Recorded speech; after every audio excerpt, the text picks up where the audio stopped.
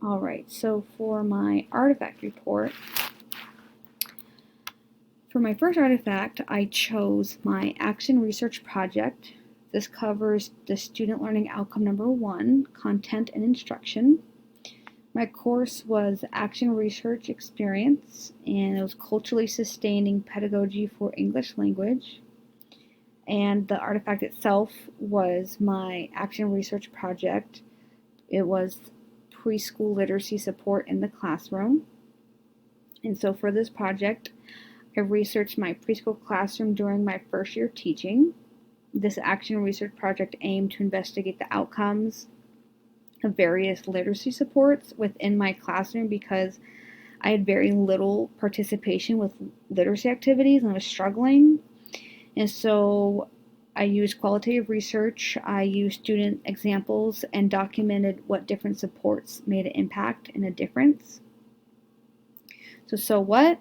So students were not being engaged with the literacy activities, but with the research, I successfully incorporated different implementations of literacy supports, which resulted in greater student engagement with their literacy materials. Some of the literacy supports included me creating an inviting area specifically for coloring and drawing. I didn't have an actual literacy center in the beginning of school, so that really helped. I also rotated out different drawing and writing materials like different markers, pencils, pastels, paints, different kinds of crayons, and then different types of papers and just random materials like little pieces of foam, tissue paper. I recreated a inviting environment for reading. So I basically made a little reading nook. I had pillows and added a bookshelf that displayed books. They were all like lined up by the spine and you couldn't see the front of it. So seeing the front of the covers really helped the children want to go read. And then I built off of students' ideas and showing them what they were interested in on the smartboard. So for example, they were really into mermaids and construction vehicles at the time. And so we watched a few videos, seeing mermaids, seeing construction videos, and just random videos. And then we wrote some of the words relating to those things, like mermaid. We practiced writing mermaid or excavator and just random words relating to mermaids and construction vehicles. And then we also watched some tutorials of how to draw certain items. And then I also started reading a book to them during snack time, and that really got them engaged in books in itself. And so this research project really helped me learn how and what to provide exactly for preschoolers and like what to do to help engage them with literacy materials. And within the literacy center in itself, that really helped me because I didn't have an actual literacy center. And so if I were to set up a literacy center, if I were to set up a classroom again, I would know what is needed to provide children with a structured, engaging, and inviting environment. I will also be able to feel more confident in assisting any kind of preschooler or any lower elementary teacher struggling with providing literacy opportunities for children. And for my second artifact, I chose my mindfulness final project, which covers the student learning outcome number 3, social justice and education. And the course was special topics in teaching and learning, mindfulness and education. So I used my final project, and the final mindfulness project I created included 5 different lessons reviewing and reflecting on what mindfulness is and practicing being mindful with different activities. And then I wrote a personal reflection on the mindfulness course itself. The lesson's goal was to teach teachers mindfulness and for it to be universal so teachers could reciprocate the activities to students. So what? So for this artifact, like I said, it covered the PSLO number 3, social justice and education. I incorporated contemplative and mindfulness practices that focused on social justice and education.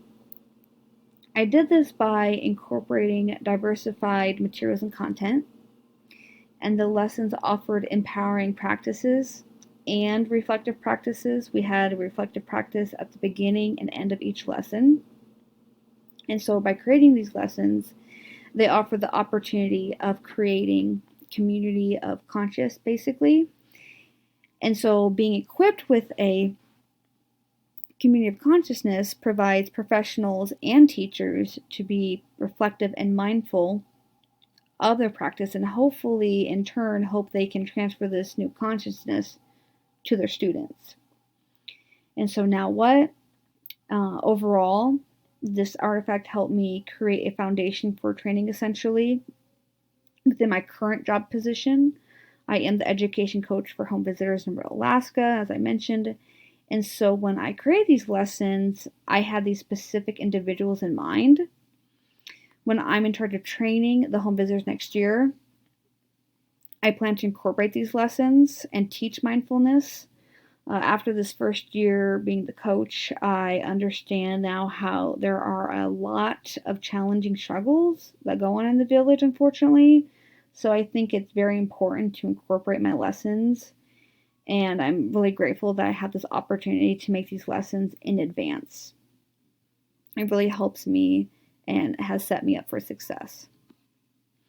For my third artifact, I chose my Title I event I did at Chapman. So it's a professional practice. It covers the student learning outcome number 4, leadership. So when I was a Title I preschool and intervention teacher at Chapman Elementary, I had to conduct all the Title I events. And during this specific event, the parents and I created and completed our family partnership agreement. And so within this document, there were many different elements addressing how to incorporate families into Chapman.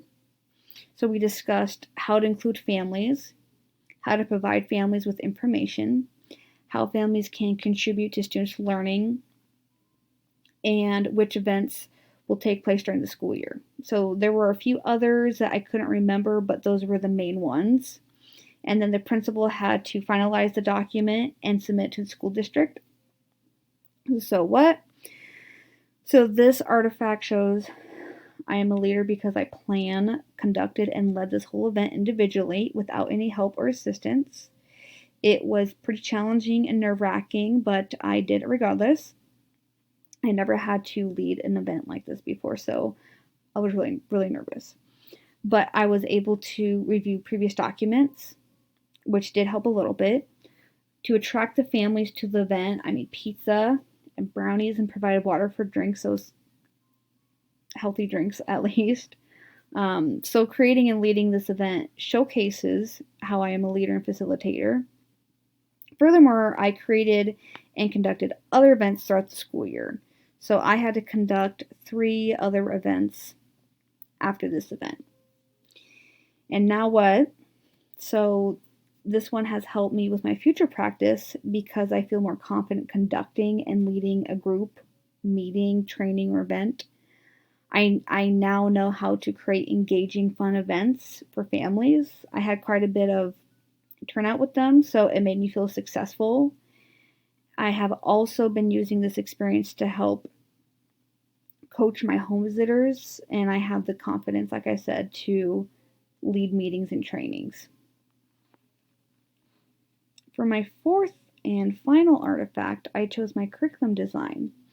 It covers the student learning outcome number 5, culturally responsive practice. My course was curriculum theory and design. What is it? My curriculum design project encompassed the understanding of creating a curriculum based on social justice and education. It incorporated rationale, a theoretical framework, 4 lesson plans, a leadership plan, and a reflection. So what? For this artifact, I created a curriculum design project based on creating a culturally sensitive curriculum that incorporates social justice. I accomplished this by recognizing cultural differences as positive attributes and providing learning opportunities to help teachers recognize the integrity of the knowledge they bring and use it as a springboard to new understandings. For example, during one of my lessons, everyone shared their different ideas of what is challenging planning a group social. And a group social is a family event that is hosted to bring children and parents together to an activity. And each village is different and encounters different challenges. And so this lesson provided rich dialogue between different staff who offered different suggestions on how to plan and conduct a group social. And another lesson provided new understanding and helped teachers recognize their integrity of knowledge is when they role played a parent-child interaction, which is when the home visitor shows a parent an activity and has them do the activity with their child.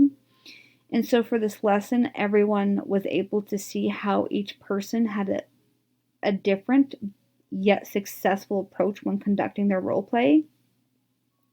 Now what? Understanding the social justice within education and learning to incorporate this element into a curriculum. I can definitely confidently create professional development for home visitors living in rural locations across Alaska. And of course, I plan to advocate for social justice in any area needed within my current professional practice. So those are all of my artifact reports.